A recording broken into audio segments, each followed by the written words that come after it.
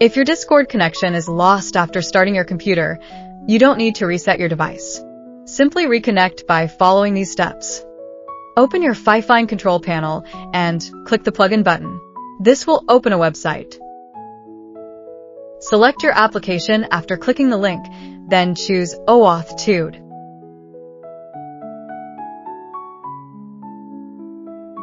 Currently, you only need to get a new client secret. Click the corresponding button and agree to the permissions. Enter your account password and save.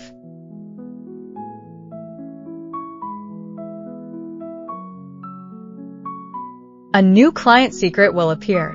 Copy this client secret along with your client ID and paste them into the relevant field. Finally, click Request Authorization to complete the process. Once done, you'll be able to control Discord from your Stream Deck.